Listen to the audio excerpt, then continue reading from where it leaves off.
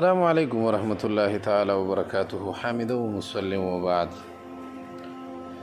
یو محترم رور پوښتنه کړې ده چې یاره د دولت حکومت ته وایي، سرکار ته وایي د دولت موټر په شخصي استعمال لول څنګه دي.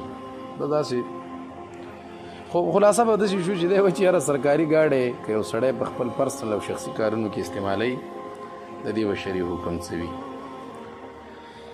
جناب عالی په دې مسله باندې بزان پوهه کې چې کوم شی سړي سره د سرکار د طرفه وي، یعنی حکومت ورته ورکړی وي، هغه د سره استعارتن وي، عاریتن ورسره استعارتن ورسره، نو هغه د ملک کې نه راځي او د په اجاره او اجرت کې نه وي ورکړلی شوی، فلهذا هغه د سره امانت وي او استعاره امانت وي.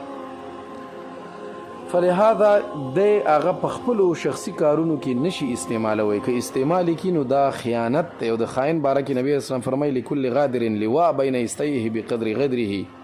نبی اسلام فرمایي د هر خاین د پاره چې کوم سړی په حکومت کې خیانتونه کوي د هغه د پاره به لواء جنډه به وي بین یستیه د کناټو په منځ کې. نو د کناټو منځ ته معلوم دی چې کوم ځای دی.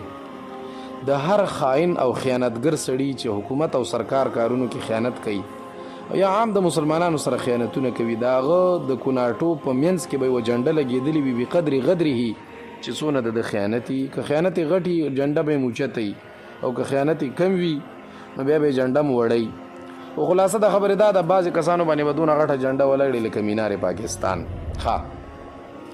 اوس به دا راشو چې یاره مثلا دا سرکاري ګاډی دی په شخصي استعمال کې راوستی شي او که نه، نو که چېرته دا ګاډی چې کوم افسر ده ته حواله کړی دی ته مجاز افسر وایي، یعنی داسې یو کس چې وزیر وي یا دونه غټه عهده وي چې دا ګاډی د هغه په دستخط دته میلاو شوی دی، نو که هغه ورته اجازت وکړي بالکل بیا دی په خپل شخصي استعمال کې هم راوستی شي او بیا دا غدر او خیانت نه دی، بالکل شخصي استعمال کې راوستی شي دی پکې ګرځېدی شي. او که هغه د طویل چې دا مې د دفتري امورو دپاره درکړی او دفتري کارونه به پکې کوي او دا حضرت صاحب پکې بیا رالګېږي او کله پکې یو ځای ته ملګرو ته سره چکر ته ځي او کله پکې بل ځای ملګرو سره چکر ته ځي، نو دا شی بیا شرعاً ناروا دی او دا خیانت دی او دا بیا منع دی. دا مثلا یو دو فتاوو کې ډېره په تکلیف پیدا کړه او ځکه صراحتاً الفاظ هم دا مې پیدا کړل پکې همدا صریحي الفاظ. فتاوا عثمانیه دا عثماني دا فتاوا عثماني دریم جلد دی 480 نمبر صفحه دا کتاب الغصب والزمان. صفحه صریحي الفاظ پکې لیکلي دي چې یاره سرکاري ګاډی چې سړی په خپل شخصي استعمال کې راولي نو د دې به شرعي حکم څه دی. بالکل دا وګوره سرکاری گاڑی بغیر اجازت دوسرے کاموں میں استعمال کرنے کا حکم.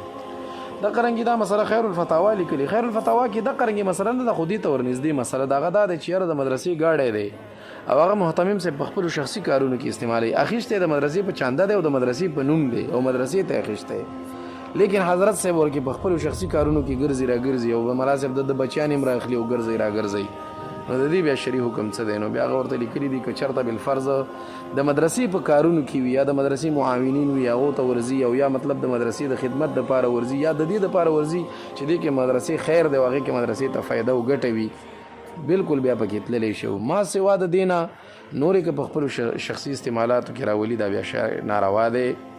دا مثلا خیر الفتاوا لیکلي شپږم جلد 655 نمبر صفحه د احکام المدارس. نو خلاصه د خبرې دا شوه چې کوم مجاز افسر دی، هغه افسر، هغه مشر، هغه رئیس، هغه ډایرکټر او هغه وزیر چې د هغه په دستخط باندې دا ګاډی دته میلاو شوی، نو که هغه چېرته ورته وایي چې خیر دی د په شخصي استعمال کې مراوله، نو بالکل بیا پرسنل او شخصي استعمال کې راوستلی شي. او که هغه ورته دا اجازت نه کړی او حضرت صاحب په خپلو استعمالونو کې راولي دا بیا خیانت دی او دا بیا شرعاً ناروا ده. السلام علیکم ورحمت